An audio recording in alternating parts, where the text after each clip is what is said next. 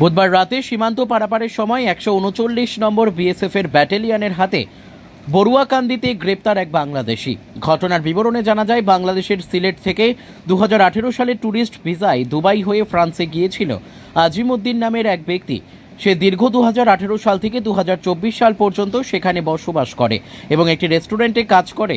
তারপর সেখানে ফ্রান্সের নাগরিকত্ব পেয়ে যায় আজিমউদ্দিন বলে খবর। ফ্রান্স থেকে পাসপোর্ট এবং ভিসা নিয়ে ভারতে প্রবেশ করে।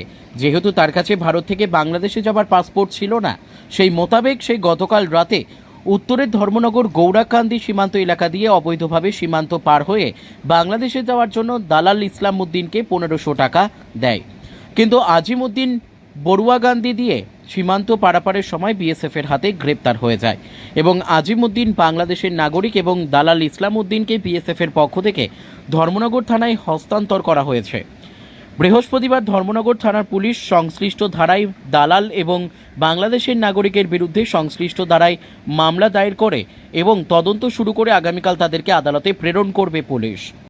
বিএসএফ কালকে রাত্রে তাদের ডিউটি করার সময় বর্ডারে যে দুজনকে আটক করে, এর মধ্যে একজন ছিল বাংলাদেশের নাগরিক। সে বাংলাদেশ থেকে ফ্রান্সে গিয়েছিল কাজ করার জন্য। ওইখানে ফ্রান্সের নাগরিকত্ব নিয়ে ফ্রান্স থেকে পাসপোর্ট করে ইন্ডিয়াতে এসেছিল। তো সে ধর্মনগর থেকে আবার অবৈধভাবে বাংলাদেশে ঢোকার চেষ্টা করছে। তার নাম হচ্ছে মোহাম্মদ আজিমউদ্দিন।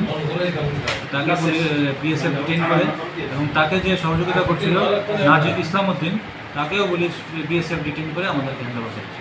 এই ব্যাপারে আমরা একটা স্পেসিফিক কেস নিচ্ছি এবং তাদেরকে কালকে কোর্টে ফরওয়ার্ড করা হবে। Bureau report, news daily Bharat.